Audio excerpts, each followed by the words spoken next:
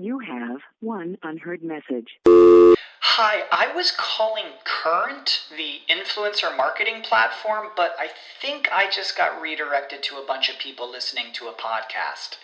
Well, anyways, I was calling Current because I was told they could help get my brand set up on TikTok Shop, and even build out an affiliate program of content creators promoting my brand, and even have those content creators go on live streams and promote my product there. Wow, I could really use Current. I also heard that the brands they work with are making millions in sales. I guess I'll just go to their website at current.tech. Swimsuit? Check. Sunscreen? Check. Phone charger? Check. Don't forget to pack the 5-Hour Energy. It fits great in a pocket or carry-on, and the alert feeling will help you arrive ready for anything. Now get 20% off when you use code 5HETRAVEL at 5hourenergy.com. Expires April 30th. One-time use only. Not valid with other discounts. Remember, visit 5hourenergy.com and use code 5HETRAVEL to save 20%.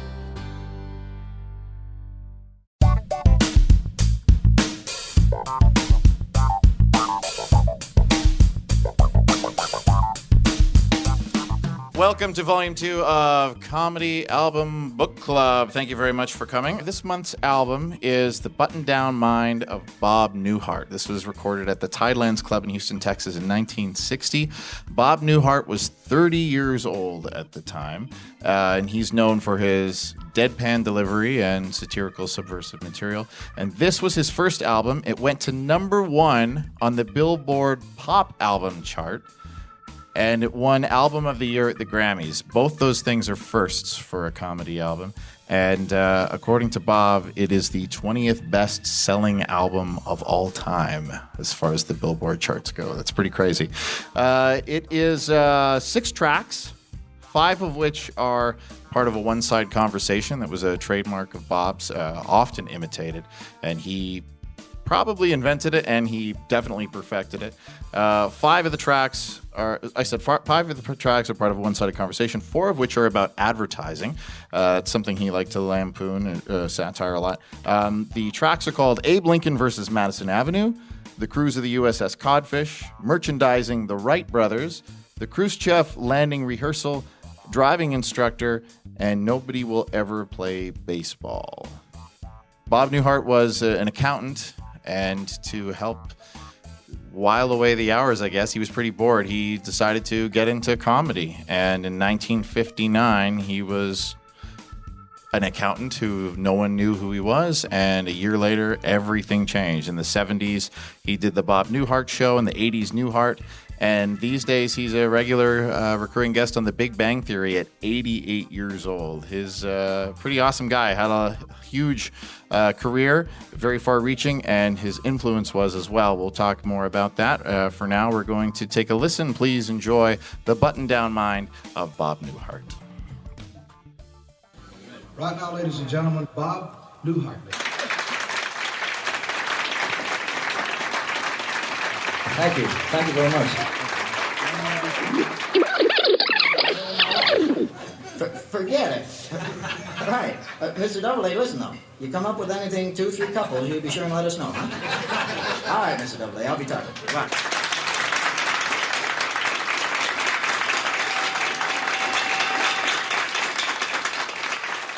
Okay, so that was The Button-Down Mind of Bob Newhart, ladies and gentlemen, 1960. We'll pretend that Bob can somewhere hear your applause.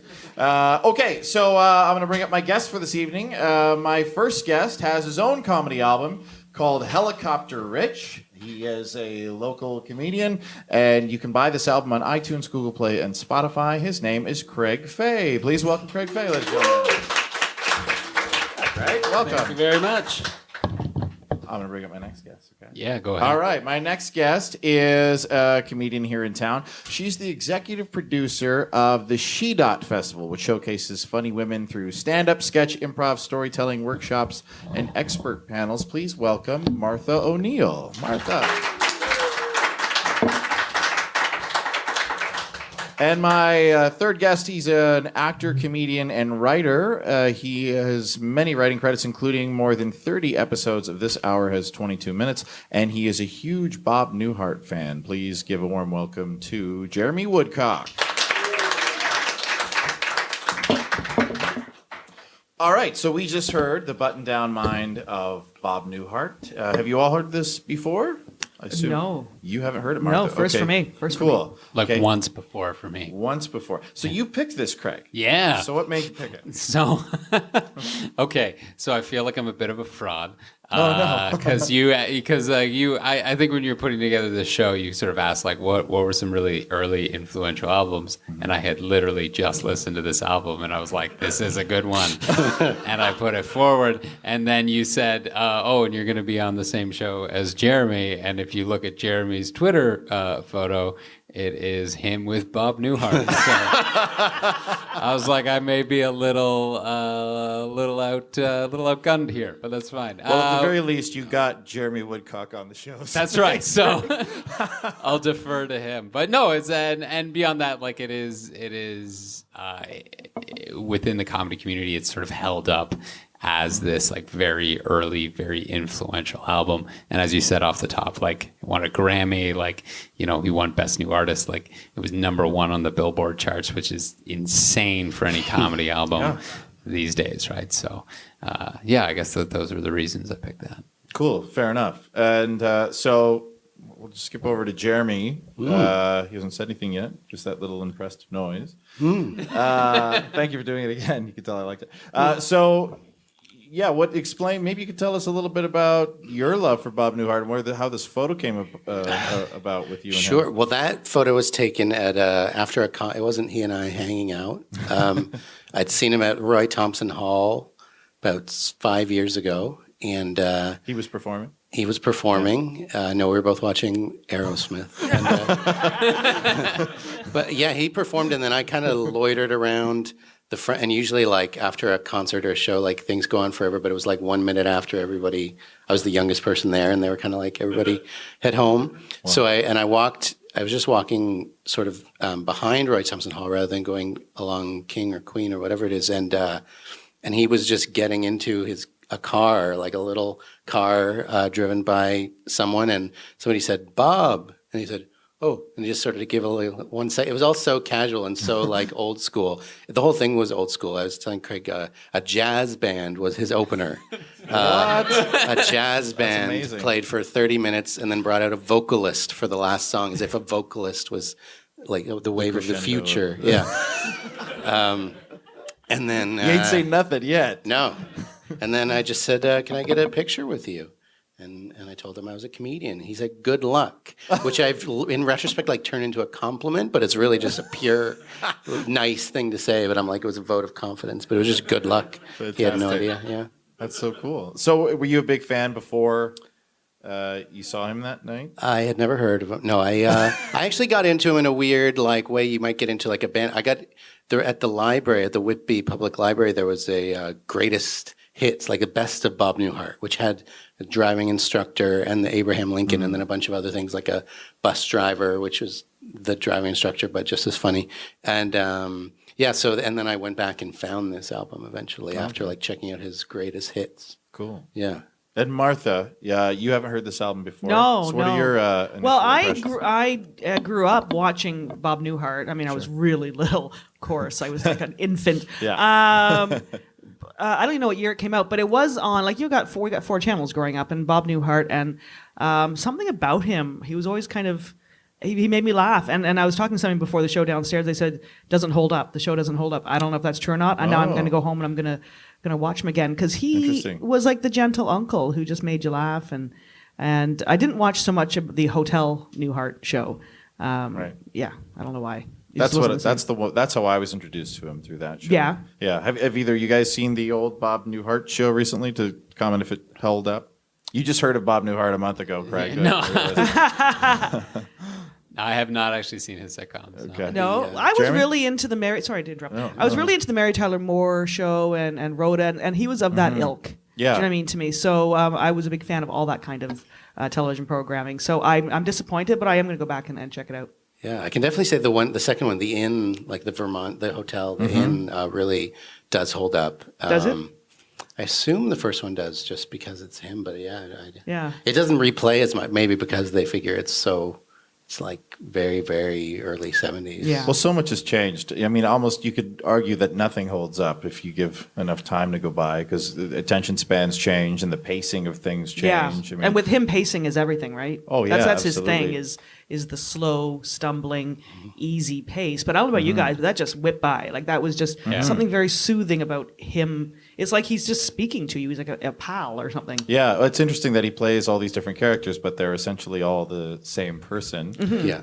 But what really struck me listening to it tonight, sort of in the dark, was how well it's written for the ear, and that none of this stuff could be turned into a visual medium and work. You know, a lot of the jokes come from him revealing something to you that if you were witnessing it, you would already know. Right. Yeah. And that is just a genius way to think about how joke structure works. Yeah. Like, it's just incredible when he's talking to the driver instructor, where she's saying the red light. He said, "Oh, the red light," and "Oh, yes, officer." She's just explaining that to me, and that's our reveal that the officer's there. Like, The funny bits in that one particularly were the surprises, like the safety island. You know, he was Yeah, on those little yeah. things. And if they tried He to do it saves that. as a televised sketch, as you say, it would have been all given away. And, Yeah, and he's so good at holding on to those sort of secrets and planting those jokes when you need them, and they hit with such force because you realize this has been happening the whole time, and it's just such a different style of comedy than we're used to. Yeah, I think what struck me most was like when he was doing the jokes, it was very well paced. Actually, I remember the first time listening to it, thinking that this was really slow paced and there weren't a lot of like laughs per minute. Re-listening to it now, there actually was, but what seemed to slow it down was the fact. And this is very strange to anyone who's seen stand-up comedy recently, is the setups are not part of the joke. They're so external to it, and the only time he got a little close where you like sort of saw, oh, this is going to be stand-up in like 50 years was that was the driving instructor joke, and he goes, "There's a group of people who go out every day, and it's so dangerous, and they never know who they're going to come home, and those people are driving instructors." Yeah. And that's the closest he got to the setup. But then to the setup actually being the joke, and then he did a setup. He's like, "Okay, and pretend this is a car, and pretend this is I'm driving, and there's a woman next to me." And what struck me about that was, again, with 50 years of seeing stand-up that's come after it, you could have just sat down and said, "Okay, Miss, I forget the name that he uses, but like, hello, Miss Smith or whatever, I'm your driving instructor today." And that would have been enough information for us. But he did the pretend you're in a car and this is the windshield. But it was and here's the 1960. woman. It was 1960 that this was a whole new form of theater, really. Yeah, and that's the other thing you got to take into account, right? Is He that was the also, first time anyone had ever done it, so you had to explain it. He with was it. also not a seasoned comedian. I mean, he'd been doing it, I think, sort of as a hobby for about 2-3 years at this point. I believe the legend is that was his first performance. That can't be true. First live.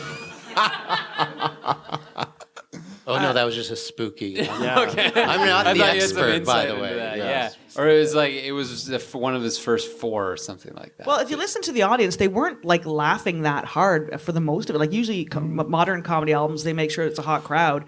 And there were chuckles and a few coughs here and there and people clinking their glasses. It was actually a very interesting choice to put that out as an album. But I guess, again, this is a whole new medium and yeah. It seemed like dinner theater. I feel like I could hear waiters or something in the background talking. Yeah, very interesting. But I thought the crowd was pretty hot at the very beginning, and I found it distracting at first because I thought, oh man, if these people laugh at everything, nothing's gonna land well.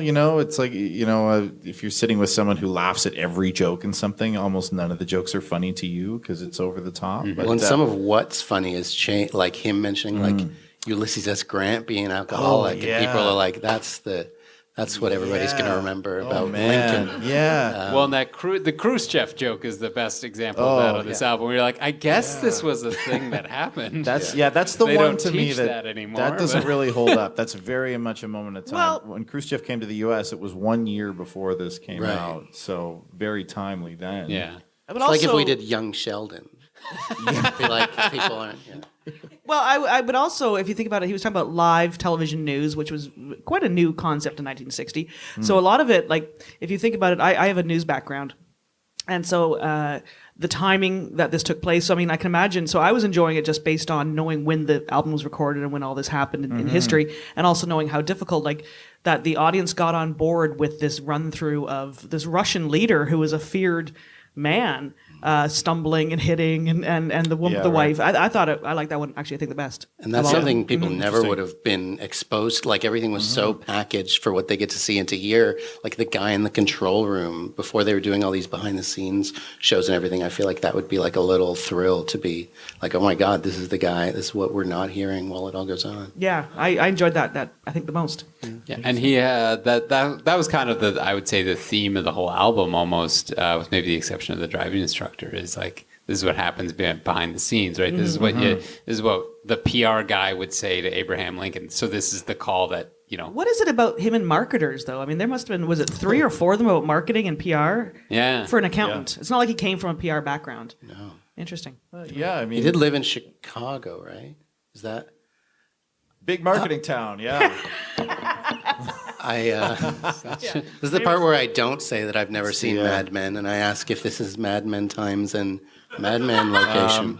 Well, we're getting into that for Yeah. sure. The heyday of advertising. Yeah. I mean, I think it was just probably, sort of a new medium that was something he saw the opportunity to poke fun at. I don't know. It was interesting. And it could be even like a pure, like, because it's not like, here's what works for stand-up, like not knowing what a stand-up album is or anything. Like maybe he was just so into that for like his first couple of years of stand-up that, like, again, it's an early, if he'd been doing it for a couple of years or a couple of performances, it's like 6/8 of his, there's a simpler way to say that, but like a large chunk of his, 3/4. like, just set is did that in my about head right advertising. Like he hasn't 75%. expanded it yet, and he's like, everything I'm writing is about this thing. I'm just gonna. if you were trying to hit sell it home. X, Y, Z, how would you sell it? And you could see it as like a novice comedian. Like I'm seeing, he's seeing everything. Like it could be seen as a weakness if it wasn't so good, but he's like, everything is like, what if an like, what if Jack Nicholson?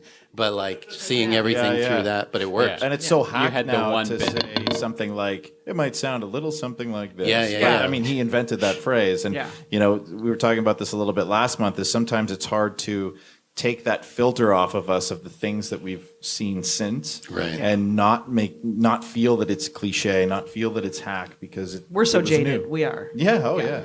I enjoyed the submarine one too because he was actually addressing a group of men. Again, it was a different approach to the marketing thing. Yeah. I enjoyed that, and the idea of just hiding a human on a submarine. weird. Yeah. It was a lot of fun. The line I loved from that, I thought it was just such a brilliant piece of writing. I don't have to read it to be, was the looking back on the yeah. mutiny. It's just such, like, it tells you everything that you need to know. And the other thing about that is it doesn't hit until the very last word, which is I love in comedy, where you go looking back on literally anything else could come, like looking back on the torpedoing of the thing or the mutiny, and it just like like that's that whole bit in that one sentence. You know what I mean? And he's so defeated. Like to not even to wait this long in the speech to even bring it up. Yeah, that's it. I think up it for was the it cooks. preceded by "Return My Door." I think was it, or And was give that a come hand after? for the cooks. Yeah. Like, that was a big. Do you know how hard it is to cook on a submarine for 2 years, never going shore? And it's so folksily done about the mutiny. Like the mutiny probably happened in like month 2, and he's probably yelled about it once a month, and now it's like just to wrap up on the mutiny. Yeah, I hate to bring You've this heard up my again, thoughts. Yeah, We the need picture, to- he paints such an amazing picture with his, and I assume part of it's his delivery, but his use of words too. Oh, absolutely. Oh, it's really quite stunning. Yeah, it's very well written. And as you pointed out, it's written for the ear. Like you don't have act outs and stuff. Well, and it's amazing to me too, like that whole bit about how he kept getting the men to trying to get them to clap for the cooks, and the joke obviously is that the cooks are horrible, and maybe some of them had food poisoning or something. But we never have the benefit of hearing the other side of these conversations, and we're just okay with it. On the phone, it makes a lot more sense. You could do that on a television show where you don't hear the phone, but he's literally standing in front of a group of men. There's no reason for us not to hear the reactions of the men, but we don't, and he is able to tell us what they are without saying what they said. And writing that kind of thing where we have to fill in the blanks with our own brain and filling him in the way he wants us to is incredible. I think, when you talk about talking on the phone thing, I think he carried that often into his television career too. I mean, I visual memory of him in the hotel version at the the desk, the front desk, and often on the phone talking to potential customers and things like that. And that was a sort of a trope. I don't know if that's the right word, but a thing he did throughout his comedy career because he's just so good at it, I think. And painting the picture. Absolutely. Yeah. Yeah, and definitely, you're right. Like, leaving the audience to fill in the blanks was, it's brilliant. Like, that's what you want in comedy. You want to lead people right to the edge, and then they push themselves over. Yeah. Right? Like, they've built this image in their head of what's going on, and to see it done so masterfully so early on is. And he trusted the intelligence of his audience too, which is something that you have to learn in comedy, and I think a lot of people do early on, but he really believed they were up to speed on everything about Abraham Lincoln, everything about Khrushchev. Like, there was no question. And he just believed they were sophisticated. You know what I mean? Like, he did. Absolutely. Like these were like nuanced jokes about Abraham Lincoln. I feel like we need to point out that even in 1960, Abraham Lincoln was still history. Yeah. People, It was 100 years old. Yeah. people were like, you remember our last president right before we had Eisenhower? I don't know anything about the him writing a speech on Gettysburg Address? envelopes. Yeah, I don't know that. I didn't get that joke either. But I wonder. Like, I think in the States, this is like kindergarten. They learn about Abraham Lincoln, and it's a much bigger deal to them than it is to us. And when I heard that, I looked up like pictures, and he did have a shawl, like this distinguished. Yeah, and because I couldn't tell what angle he was going for, of like that Abraham Lincoln was changing little things that ended up being history, but it was like he's like, oh, you wore a cardigan, that's no good, but he did have a shawl on. Like, don't shave it. No, don't shave it. It's your look. It's your thing. And I thought the joke was the 87? shawl didn't stick around. I didn't realize but he it had did. one. And 407. He's what? 87? No. That's what we call grabber. That's what we call a grabber. That was a great line. The other part I also liked about that Abraham Lincoln bit was explaining the Grant joke to Abraham Lincoln. Yeah. Like, And then, Trust me, it'll be funny. Just say it. it'll be funny. Just say it. And that's such a bold thing to say in a stand-up act where you're actually pitching a joke within the act that people are then laughing at, saying that somebody doesn't get it, and then assuring that person that what the audience just laughed at is funny. Like, the balls. A lot of levels to that. and there's To say that something you just said is funny is. And there's a tiny quick beat in there where right in between where I feel like Abraham Lincoln thinks like, oh, he is winning because of the alcohol. And he's like, no. Like, he's like, just tell them this. And he's like, this. And he's like, no, just tell them this. And then he's sort of listening, and he's like, no. Yeah. Oh, yeah. There's Like, so what many could he be saying unsaid no to? things. There's so many things we don't get to hear Abraham Lincoln say, but him saying dumb Even things today. isn't the funny part. It's the reaction to them. No, it actually and is the reaction kind of, tells the us idea what of he Abraham said. Lincoln being dumb because he was, he's so revered as one of our Yeah. great intellects. No, you idiot! Like this, no. And remember, what was the you can't fool all the people all the time. He's, well, because you keep saying it wrong. Yeah. Like, that made me laugh so hard. Last night you said, fool all the people all the time. Yeah. Yeah. Yeah, and I think the whole conceit of this was that he wasn't necessarily making fun of Abraham Lincoln, but he said if he didn't exist, they'd have to create him. And so it would just be some, patsy who just looks good on television or whatever and says the things they write for him. Which I think, based on his lengthy setup, I think that was a new concept back then. Like, they were like, you're voting for the man and not the policy. And you're for like, sure. of course you're voting for the man. We're like, 2017, there is no. There's no policy. Oh, that was All new? too That familiar. was new? That's when that started? How nice Oh, no. for you. Yeah. All right, folks, we're going to take a short break. You can grab yourself a beer, go to the washroom. We've got some pencils and papers if you'd like to write some questions for any of the panelists. And then we're going to come back here and chat a little bit more. Thanks a lot.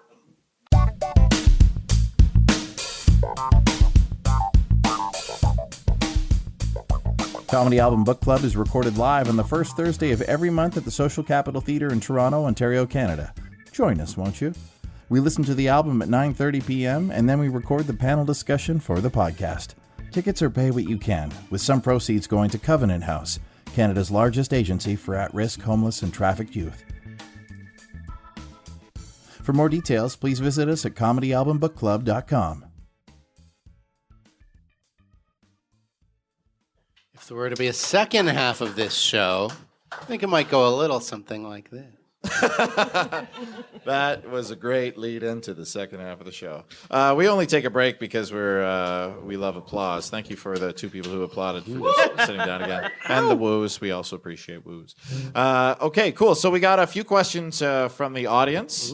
Let's see. This one's from Matt. Bob uses very deliberate pacing in his delivery.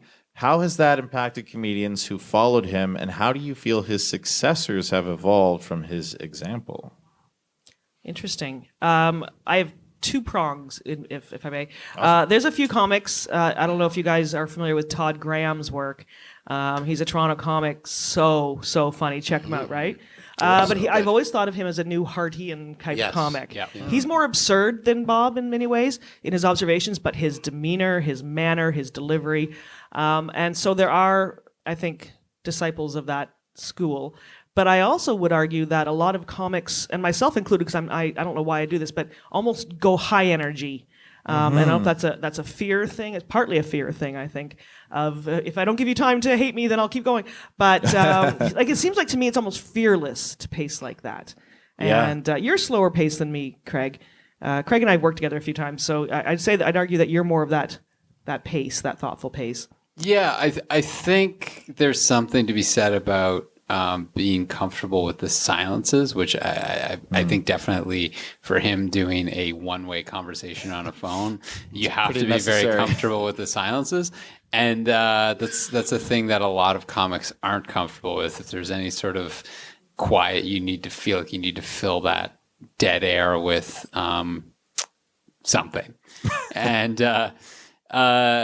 he's clearly someone who's very comfortable with that, and I think it's very effective because you let those points hang. So I think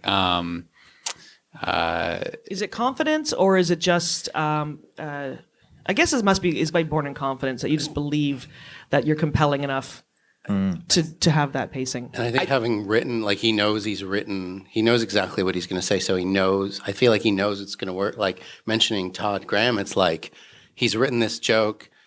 He rather than get it over in 2 seconds, he knows how good it is. So he's just going to take 2 minutes to tell it, because why not be funny for 2 minutes instead? So all the stammering and all the realizing there's 4 different funny parts in this one liner. So just kind of let them have their moment in the sun type thing. No, I think his that's what astonishes me most about Bob Newhart. I think that's what he's. I think people associate that stammering, slow pace, but I don't know people realize how brave, I guess, in a way that is. Well, it's interesting you say that, because his background is also he was an accountant, so a pretty slow paced, quiet, solitary job. Your background is in news. My background is in radio and advertising, and in those mediums, you can't have a second of dead air. Oh, I worked in radio for a couple of years on air as so well. On the radio, if you want to screw up a bunch of DJs at your house for a party, you just turn the volume down on the music and they all just stop and they kind of freak out. Like silence is the enemy, right? And then with advertising, you've got a 30-second commercial and you have to fill every half second with copy because it's worth so much money. Yeah, exactly. Minutes. So my type of humor too, when I'm doing stand-up or sketches, wall-to-wall noise and energy. I'm almost like a game show host as opposed to Bob's style. So it depends. I'd like to try that. Too. I don't know how many comics. I know we have a few comics out in the audience. I think it'd be a worthwhile practice to try and do the opposite of what you normally do. Yeah. Just as a challenge. For sure. Sometimes people are filling space in a different way anyway, without people who might tell a joke and then the laughter's starting to, so they ride the laughter and they just go, but But while people are laughing, why not? But he just sort of waits it out, like with the silence, and builds it into the joke. Yeah, it's a pregnant pause. Like Yeah. you're almost allowing the tension to build rather than diffusing it. I'd Like say Robin Williams would be the opposite. total Yeah. opposite. Yeah. But I would say to answer the question of like sort of, I think there's some like how it's influenced comedians. So Pete Holmes' new special, his new album. There's one bit where he must have. It feels like it's like 5 minutes, but it's probably 10 seconds of silence where he's about to say something, and you know he's about to say something, and it stretches on, and the audience just starts laughing before he said anything, and it keeps going and going and going, and then when he finally says it, there's this huge pop, and I think that's you could say that's a direct descendant. That style, that type of joke is a direct descendant of this Bob Newhart stuff. So. It's amazing to be able, as a performer, to plan having people anticipate what you're going to do. That seems like an impossible thing to plan. Stephen Wright's a bit of that school too. I mean, he's more of a one-liner joke, but that pacing, that delivery, that thoughtfulness, and he almost seems annoyed by the audience when they laugh during during the silences. But and the fact that they're more sketches almost than stand-up, so he can you can count on. Yeah. I was one thing I want to mention. Is this stand-up? Do we qualify this album as a stand-up album? I don't know. 100%. Do you? Yeah. I would say it's the one-sided conversation, which I think is, I mean, I've got jokes like that in my act. But that always exists within you telling a story about something that happened, Exactly, right? Like he never tells you about anything happening. It's always you're in that moment, and it's from some person's perspective. And it struck me more as sketch-ish, like a sketch. It had sketch elements, like I think, for sure. But I would put a one-man this 100% sketch show might qualify as stand-up. Yeah, interesting. Can we blurred lines. I don't look anymore. I just think we need to address the woman driver comment. Yeah. Oh man. Right? I think all the women go, "Rrr." But but it also was 57 years ago this album came out.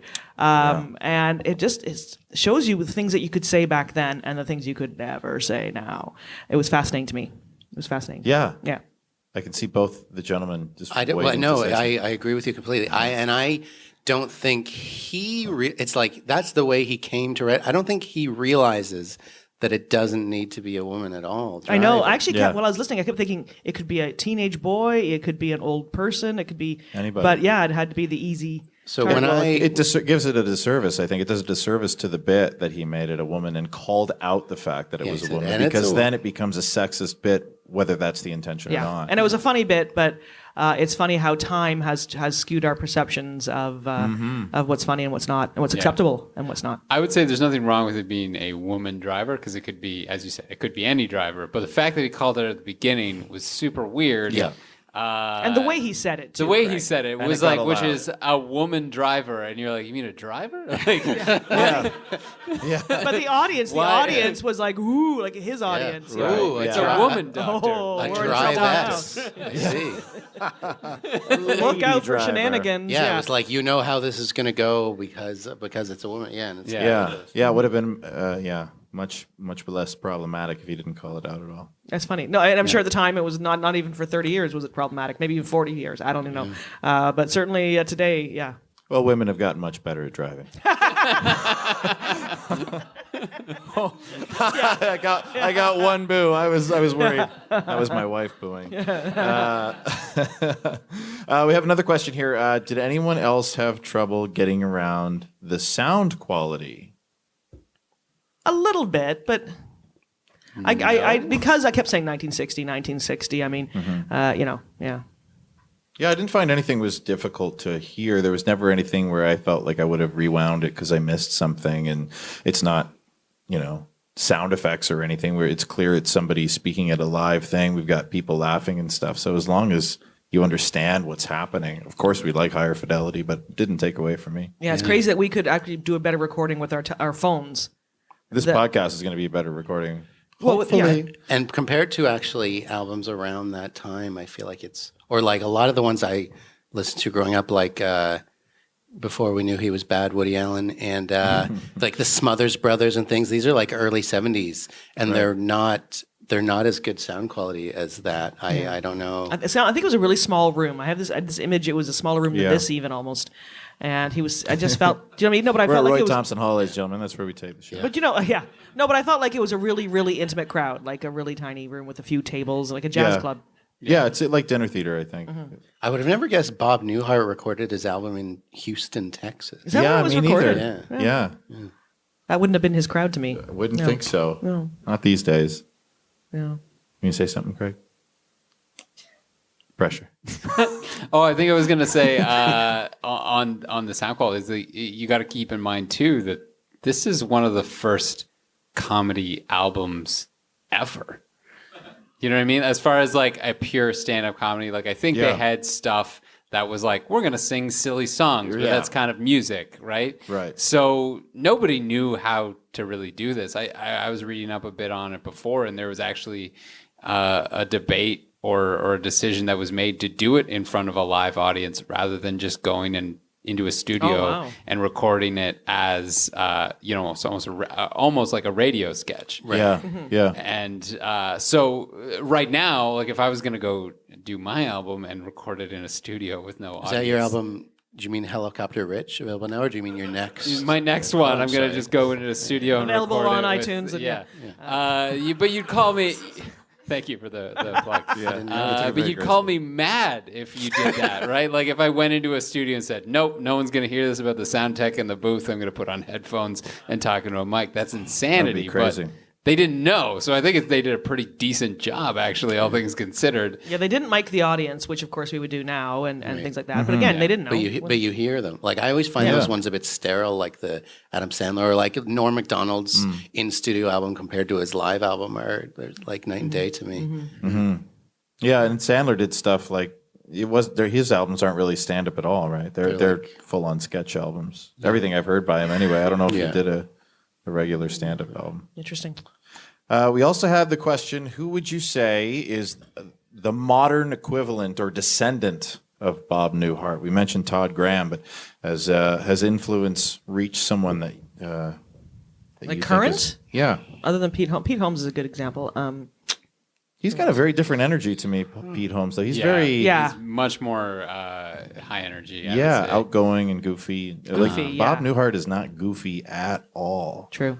Some of the things he says are silly, and he stammers, but he's also not like he's not elite. like he wanted to call his album the most exciting comedian since Attila the Hun. Yeah. Like that's what he wanted to name the album. That's what he wanted to name the album. And then they called it The Button Down Mind of Bob Newhart because look at him. And they put like that as like a tagline. Yeah. But it's like things like in retrospect, it all seems more. And when I'm like, don't agree with myself because I'm trying to think of modern comedians. I'm like, what about because I thought of like Mitch Hedberg. Yeah. Yeah, Mitch Hedberg came to mind. He's like doing one-liners and he's chill, but he's so like sort of weird and druggy. But it is more like. What about Norm Macdonald? Well, in terms of like just being funny. that sarcastic. He doesn't have that starting, but he's a bit of a slower delivery, he's got a slower confident. He makes you work harder than a lot of comedians. That's what I mean more than anything. He's not. There's takes his no time. direct descent. I mean, Todd Graham. Now that you put that in my head, next time you see Todd, Graham, check her out. Who else? I don't know. Well, Jeremy, you've mentioned to me before, I think, that Sam Kinison was... Kinison and Hicks thieved from Newhart. Did they? Mercilessly, no. Oh. I thought that material. I was like, what? No, different. Yeah. They decided not to be as funny. Well, and you could... To that point, though, of who's a descendant, I did make one note about the baseball bit, which is a very kind of become a more standard joke format, where it's basically the breakdown of something that we all know very well and breaking down the ridiculous everyday logic. And in that sense, I would say somebody like Jerry Seinfeld and a lot of the observational comedians have taken a lot of that kind of thing. Deconstructing something. Like deconstructing things. So that was actually kind of a treat to re-listen to that bit and go, not only do I see that in kind of the biggest comics, but that's that's sort of a joke type. What's the deal with baseball? Yeah. Yeah. I wish that was longer. It's one of the shorter bits on, Yeah. and there's so many crazy rules in baseball you can get to. He could have really gone off. That was a Yeah. 3-minute, 21-second sketch. The longest one was the Abe Lincoln 7.5 minutes. But Still, the yeah. Abe Lincoln, like when you mentioned Jerry Seinfeld, the Abe Lincoln, when we were talking about like the Grant joke and how it like takes this highfalutin thing down to a level, because the funniest thing I always remember from Jerry Seinfeld's one stand-up album is he's talking about how there's a slot, like you can barely get water on an airplane. He has some jokes about airline travel, and The razor blades. He's talking about he's like, and there's a slot for the razor blades, and he's like, who's shaving in there? Like the Wolfman, and he's like, he's looking in there, and he's going click click click click, and it's that like little like click click click, like he's taking this like mythic image of the Wolfman and just doing. There's so many great parts to that. I love the setup of that joke where he says, "Who's shaving on the plane?" And that's shaving funny. It's shaving so much You're that they're using up entire razor blades. They still have those too, even on modern planes. Yeah.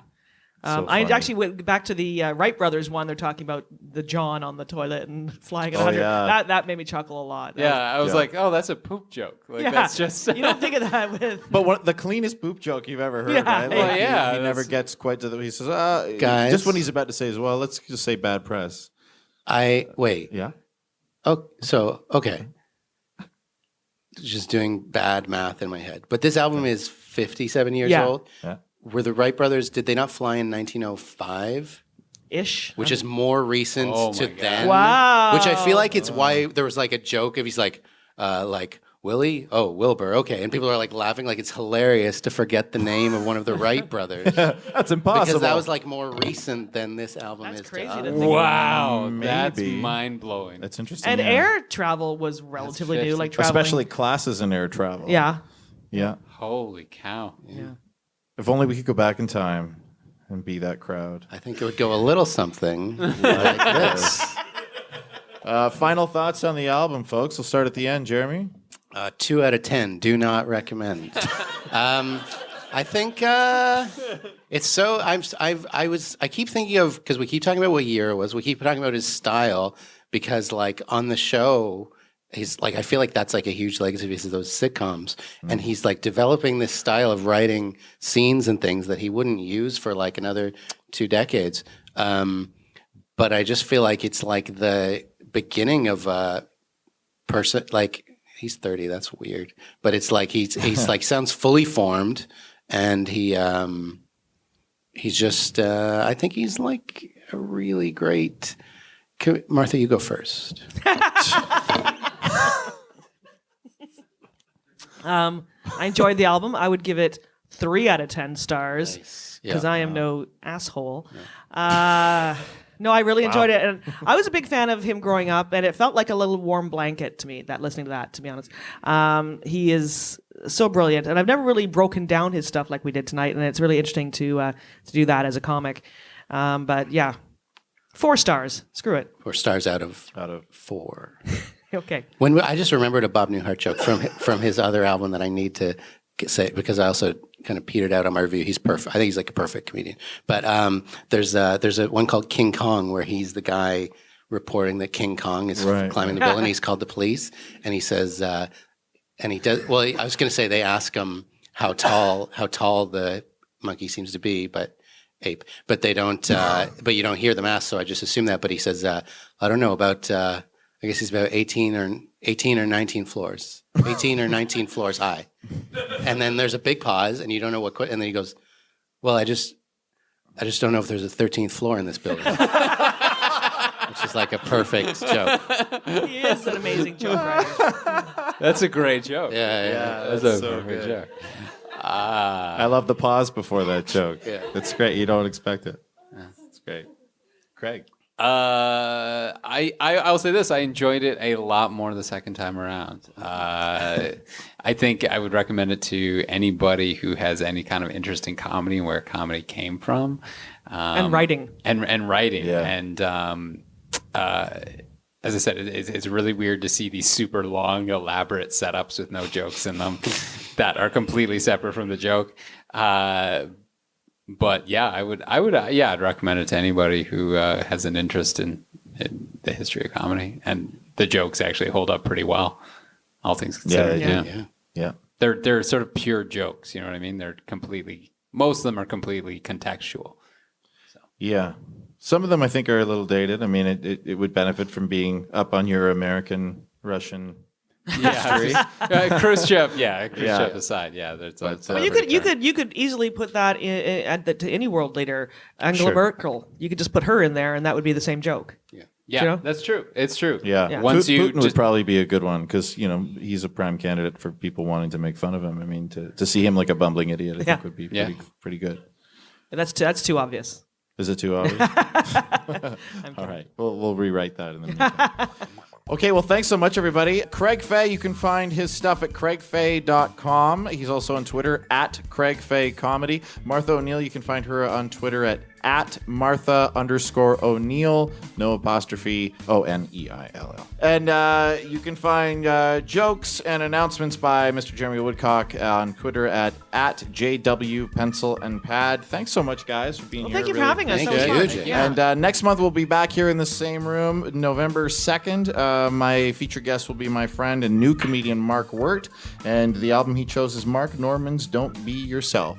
Thanks for coming to Comedy Album Book Club.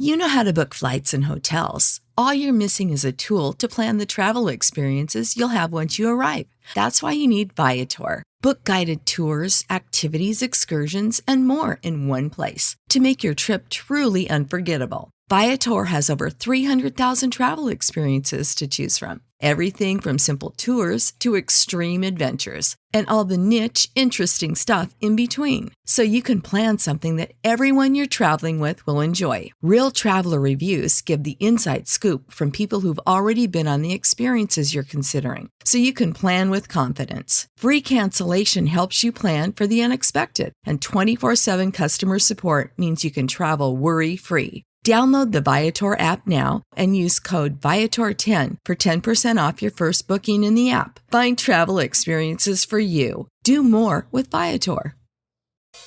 Looks like you need a vacation. Enter the 5-Hour Energy Where Will the Tide Take You sweepstakes. You could win a $10,000 dream beach vacation. Imagine jet setting off to a tropical paradise, having fun in the sun, or diving at a gorgeous reef.